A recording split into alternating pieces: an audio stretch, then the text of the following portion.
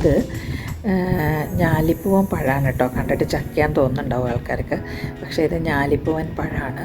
വീട്ടിൽ 2 കൊല ഒരുമിച്ച് വന്നപ്പോൾ ഞാൻ പഴം വേവിച്ച് ഉടച്ച് അതിനകത്ത് എന്താ പറയുക, നെയ്യും ശർക്കരപ്പാനി കൂടെ ചേർത്തിട്ട് ഇളക്കിക്കൊണ്ടിരിക്കുകയാണ് കേട്ടോ. അപ്പോൾ ഇത് കുറേ കുറുകിയതിന് ശേഷമാണ് ഞാൻ കാണിക്കുന്നത്. പിന്നെ ഇതിനകത്ത് നമ്മൾ കുറച്ച് കുറുകി കഴിഞ്ഞപ്പോൾ നമ്മൾ ആട്ടപ്പൊടി ഇട്ടിട്ടുണ്ട്. സാധാരണ കോൺഫ്ലവറാണ് ഇടാറ്. കോൺഫ്ലവർ, തൂവപ്പൊടിയൊക്കെ ഇടാം. അപ്പോൾ നല്ല ക്രിസ്പി ആയിട്ട് നമുക്കിങ്ങനെ മുറിച്ചെടുക്കാൻ കുറച്ചും കൂടെ നല്ലതായിരിക്കും. ഇവിടെ എനിക്ക് രണ്ടും ഇല്ലാത്തത് കൊണ്ട് ഞാൻ ആട്ടപ്പൊടിയാണ് ചേർത്തത്. ആട്ടപ്പൊടിയോ മൈദപ്പൊടിയോ എന്ത് വേണമെങ്കിൽ നമുക്ക് ചേർക്കാം കേട്ടോ. കൂവപ്പൊടി ചേർക്കാം, അല്ലെങ്കിൽ കോൺഫ്ലവർ ചേർക്കാം. കോൺഫ്ലവറൊക്കെ ചേർക്കുന്നതായിരിക്കും കുറച്ചും കൂടെ നന്നാവുക. അപ്പോൾ എൻ്റെ കയ്യിൽ അതില്ലാത്തതുകൊണ്ട് ഞാൻ ആട്ട ചേർത്തുന്നേ ഉള്ളൂ. അപ്പോൾ കണ്ടില്ലേ, ഇങ്ങനെ കുറുകി വരും ആട്ടപ്പൊടി ചേർക്കുമ്പോൾ. പഴം മാത്രമാകുമ്പോൾ ഇങ്ങനെ എന്താ പറയുക, ഒരു കളുകളാന്നിരിക്കും. അപ്പോൾ ഈ ആട്ടപ്പൊടിയോ അല്ലെങ്കിൽ കോൺഫ്ലവറൊക്കെ ചേർത്ത് കഴിഞ്ഞാൽ ഇങ്ങനെ കുറച്ചിങ്ങനെ കട്ടിയായിട്ട് വരും. പിന്നെ നന്നായിട്ട് നെയ്യ് ചേർക്കണം കേട്ടോ. നെയ്യ് ഇങ്ങനെ ഓരോ സ്റ്റേജ് ബൈ സ്റ്റേജായിട്ട് ഇങ്ങനെ നെയ്യ് ചേർത്തുകൊണ്ടേയിരിക്കണം. എന്നാൽ മാത്രമേ ഇത് അടിയിൽ പറ്റാതെ നമുക്ക് കിട്ടുള്ളൂ. പിന്നെ കുറച്ച് ചുവട് കട്ടിയുള്ള പാത്രത്തിൽ വേണം നമ്മൾ ഉണ്ടാക്കാൻ.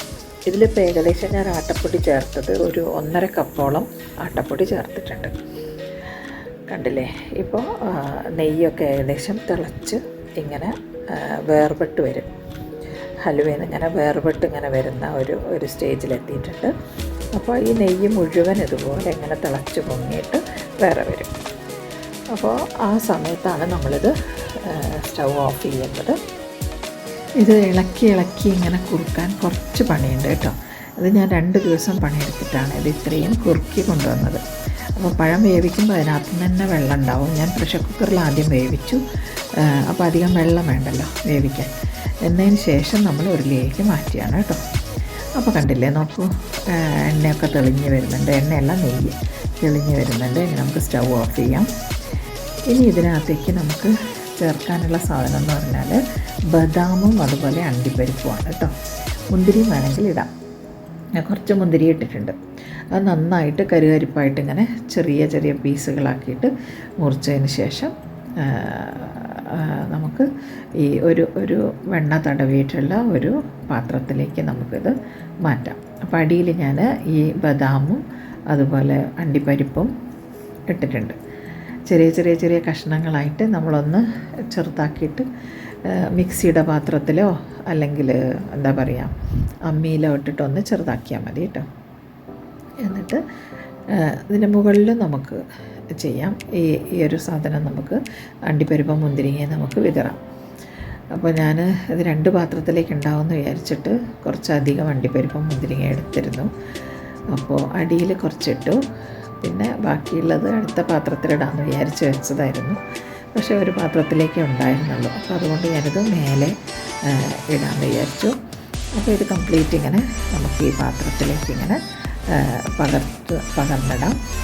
അതിനുശേഷം നന്നായിട്ട് പ്രസ് ചെയ്യണം കേട്ടോ. സൈഡിലൊക്കെ നന്നായിട്ട് പ്രസ് ചെയ്തിട്ട് ഇടണം. അതല്ലെങ്കിൽ ഇത് കട്ടിയായിട്ട് വരില്ല. അപ്പോൾ എന്നിട്ട് നമുക്ക് സെറ്റ് ചെയ്യാൻ വെക്കാം. അപ്പോൾ ഇത് ഏകദേശം ഒക്കെ നമ്മൾ എടുത്ത് പാത്രത്തിലാക്കി കഴിഞ്ഞു. ഇനി നമുക്കിത് സെറ്റ് ചെയ്യാൻ വയ്ക്കാം. അതിന് മുമ്പായിട്ട് നമ്മൾ ഒന്ന് പ്രസ് ചെയ്യുന്നുണ്ട്. നന്നായിട്ട് പ്രസ് ചെയ്തിട്ട് അമർത്തി വെക്കുന്നുണ്ട് കേട്ടോ. എന്നാലേ അത് നന്നായിട്ട് എന്താ പറയുക, ഹലുവേൻ്റെ ആ ഒരു കട്ടിയായിട്ട് വരുള്ളൂ, മുറിച്ചെടുക്കാൻ പറ്റുള്ളൂ. അപ്പോൾ അതിന് വേണ്ടിയിട്ടാണ് നന്നായിട്ട് പ്രസ് ചെയ്യുന്നത്. അതിന് ശേഷം നമുക്ക് ഇതിൻ്റെ മേലെ ഈ അണ്ടിപ്പരിപ്പും അതുപോലെ ബദാമിന് ഇങ്ങനെ കടിക്കുന്നത് ഭയങ്കര ടേസ്റ്റാണ് കേട്ടോ. അത് ഇങ്ങനെ തണുത്ത് പോവില്ല, നല്ല ക്രിസ്പി ആയിരിക്കും. അപ്പോൾ ഓരോ പീസിലും ഓരോ ബദാമിൻ്റെ കഷ്ണം കടിക്കുകയാണെങ്കിൽ നല്ല ടേസ്റ്റായിരിക്കും. അപ്പോൾ അത് എല്ലാ ഭാഗത്തും ഇങ്ങനെ 2 സൈഡിലും ഉണ്ട്. ഇപ്പോൾ ചോട്ടിലും മുകളിലും ഞാൻ ഇട്ടിട്ടുണ്ട്. സാധാരണ ഞാൻ ഒരു സൈഡേ ഇടാറുള്ളൂ, കുറച്ച് അധികം ഉള്ളത് കൊണ്ട് 2 സൈഡിലും ഇട്ടു.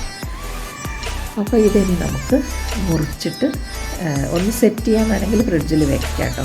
തണുത്തതിന് ശേഷം ഒന്ന് ഫ്രിഡ്ജിൽ വെച്ച് കഴിഞ്ഞാൽ ഒന്നും കൂടെ സെറ്റാവും, നമുക്ക് മുറിക്കാനൊന്നും കൂടെ എളുപ്പമുണ്ടാവും. ഞാൻ വീഡിയോ എടുക്കുന്നതുകൊണ്ട് ഞാൻ ഫ്രിഡ്ജിൽ ഇപ്പോൾ വെച്ചിട്ടില്ല.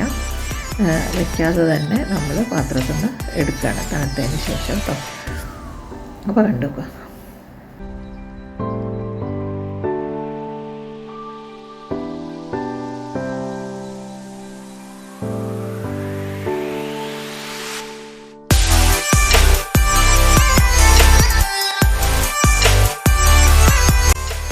ഇത് നമ്മളതിനകത്ത് ഒഴിച്ച നെയ്യാണ് കേട്ടോ. ഇതിലും കൂടുതലുണ്ട്, കുറേ ഹൽവയിലായി പോയിട്ടുണ്ട്, ബാക്കിയുള്ളതാണ് കേട്ടോ. ഇനി അടുത്ത പരിപാടി എന്ന് പറയുന്നത് സ്ഥിരം സ്ത്രീകളുടെ ഒരു പരിപാടിയാണ് കേട്ടോ. ഈ ഉണ്ടാക്കിയ പാത്രത്തിൻ്റെ അടിയൊക്കെ ചുരണ്ടി അതെടുത്ത് കഴിക്കുക, അതിൻ്റെ ടേസ്റ്റ് നോക്കുക, ഇതൊക്കെയാണ് പരിപാടി.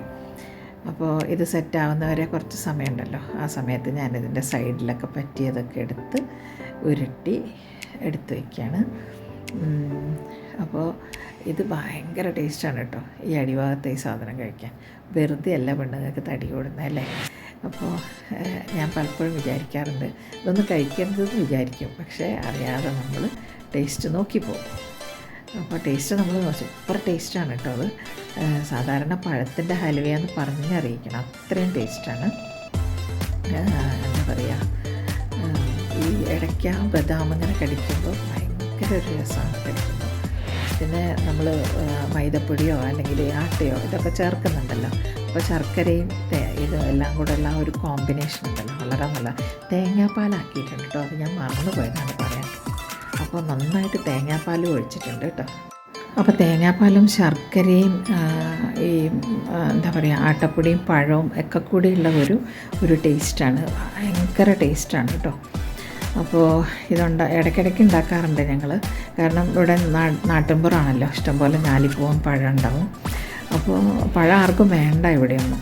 അപ്പോൾ അധികവും ഇങ്ങനെ ഹലുവയാക്കി കഴിഞ്ഞാൽ നല്ല ചിലവാണ്, എല്ലാവരും കഴിക്കും. പിന്നെ ആരെങ്കിലും വിരുന്നുകാരൊക്കെ വരികയാണെങ്കിൽ നമുക്ക് കൊടുക്കാം. അപ്പോൾ കുട്ടികൾ വരുന്നുണ്ട്, അപ്പോൾ എന്തെങ്കിലുമൊക്കെ പലഹാരങ്ങൾ ഉണ്ടാക്കി വെക്കണമല്ലോ അവർ വരുമ്പോഴേക്ക്. അപ്പോൾ ഞാൻ വിചാരിച്ചു ഏതായാലും ഇതുണ്ടാക്കാം, അവർ വരുമ്പോഴത്തേക്ക് പഴം തീർന്നു പോകും, അപ്പോൾ പഴം ഏതായാലും ഹലുവയാക്കി വയ്ക്കാമെന്ന് വിചാരിച്ചു. അപ്പോൾ എല്ലാവരും ഒന്ന് ട്രൈ ചെയ്ത് നോക്കൂ കേട്ടോ. അപ്പോൾ തേങ്ങാപ്പാൽ നന്നായിട്ട് എത്ര തേങ്ങാപ്പാൽ ഒഴിക്കുന്നോ അത്രയും നല്ലതാണ് കേട്ടോ. ഇതിൽ ഞാൻ ഏകദേശം ഒരു തേങ്ങയുടെ കഷ്ടിച്ച് ചെറിയൊരു തേങ്ങയുടെ പാല് കംപ്ലീറ്റ് ആയിട്ട് എടുത്തിട്ടുണ്ട്. തേങ്ങാപ്പാൽ എത്രത്തോളം ചേർക്കുന്നോ അത്രയും നല്ലതാണ് കേട്ടോ. അതൊക്കെ ഫസ്റ്റ് സ്റ്റേജിലാണ് ചേർക്കേണ്ടത്. നമ്മൾ പഴം വേവിച്ചിട്ട് പ്രഷർ കുക്കറിൽ വേവിച്ചു എന്ന് പറഞ്ഞില്ലേ, അതിന് ശേഷം നമ്മൾ ഒരു ഉരുളിയിലേക്ക് മാറ്റിയിട്ട് ഉടച്ചതിന് ശേഷം കുറേ വെള്ളം വറ്റിയതിന് ശേഷം തേങ്ങാപ്പാൽ ഒഴിച്ചാൽ മതി, അല്ലെങ്കിൽ നമുക്ക് ഒരുപാട് ഇങ്ങനെ വറ്റിക്കേണ്ടി വരുമല്ലോ. അപ്പോൾ തേങ്ങാപ്പാൽ ഒഴിച്ചിട്ട് ഇളക്കി കുറേ സമയം ഇളക്കണം കേട്ടോ, നല്ല ക്ഷമ വേണം അത് ഉണ്ടാക്കണമെങ്കിൽ. അപ്പോൾ ഇത് നമ്മളൊരു പാത്രത്തിലേക്ക് കൊട്ടിയിട്ടു. ഇനി ഫ്രിഡ്ജിൽ വെച്ചിട്ടില്ല കേട്ടോ, ഫ്രിഡ്ജിൽ വേണമെങ്കിൽ വെക്കാം, ഫ്രിഡ്ജിൽ വെച്ചാൽ ഒന്നും കൂടെ എളുപ്പമായിരിക്കും ഇത് പാത്രത്തിൽ നിന്ന് വേർപെട്ട് വരാനൊക്കെ. ഇനി നമുക്കിത് മുറിച്ചിട്ട് നമുക്ക് പീസാക്കിയിട്ട് വയ്ക്കാം. അപ്പോൾ വലിയ പീസുകളായിട്ടാണ് കിട്ടുക, അപ്പോൾ അത് ചെറിയ പീസാക്കിയിട്ട് നമുക്കൊരു പാത്രത്തിലാക്കിയിട്ട് ഫ്രിഡ്ജിൽ വെച്ചാൽ മതി. ഫ്രിഡ്ജിൽ വന്നാൽ ഒന്നും കൂടെ സെറ്റാവും, ഒന്നും കൂടെ കട്ടി വരും. എന്നിട്ട് നമുക്ക് കഴിക്കാൻ നേരം വേണമെങ്കിൽ അവനിലെടുത്തിട്ട് വെച്ചിട്ട് 1-2 പീസ് നമുക്ക് എത്രയാണോ വേണ്ടതെന്ന് വെച്ചാൽ അതിനനുസരിച്ച് ഒരു ഓവൻ സേഫായിട്ടുള്ള പാത്രത്തിൽ വെച്ചിട്ട് ജസ്റ്റ് ഒന്ന് ഹീറ്റ് ചെയ്താൽ മതി. അപ്പോൾ നല്ല ഇപ്പോൾ ഉണ്ടാക്കിയതുപോലെ തന്നെ നല്ല ടേസ്റ്റായിട്ട് വരും. അപ്പോൾ ഇതിങ്ങനെ പീസായിട്ട് മുറിച്ചിട്ട് നമുക്ക് ഗസ്റ്റൊക്കെ വരുമ്പോൾ നമുക്ക് സെർവ് ചെയ്യുകയും ചെയ്യാം. ഇങ്ങനെ പ്ലേറ്റിലാക്കിയിട്ട് സ്പൂൺ കൊടുത്താൽ മതി, നന്നായിട്ട് ഇങ്ങനെ സെർവ് ചെയ്യാം. സാധാരണ ഹലുവേൻ്റെ അത്ര കട്ടിയായിട്ട് വന്നിട്ടില്ല, കാരണം ഞാൻ ആട്ടപ്പൊടിയാണ് ചേർത്തിയത്. കോൺഫ്ലവർ ചേർത്താണെങ്കിൽ ഒന്നും കൂടെ കട്ടിയായിട്ട് വരും. എന്നിട്ട് ഇതുപോലെ ഞാൻ മുറിച്ചിട്ട് പാത്രത്തിലാക്കി ഇനി ഇത് ഫ്രിഡ്ജിൽ കയറ്റും. പിന്നെ നമുക്കൊരു മാസമൊക്കെ അതിരിക്കും, ഒന്നും ആവില്ല, കേടുവരില്ല. ഫ്രിഡ്ജിൽ നിന്ന് പുറത്തിറക്കരുത് കേട്ടോ, ഒരാഴ്ചയൊക്കെ അല്ലാതെ തന്നെ ഇരിക്കും. ഫ്രിഡ്ജിൽ കയറ്റി വെക്കുന്നതാണ് സേഫ്. ഇത് ഏകദേശം ഒരു 2 കിലോയിലധികം ഉണ്ട് കേട്ടോ. അപ്പോൾ ഇന്ന് ഇത്രയേ ഉള്ളൂ. ഇനി മറ്റൊരു വീഡിയോയിൽ കാണുന്നവരെ നന്ദി, നമസ്കാരം.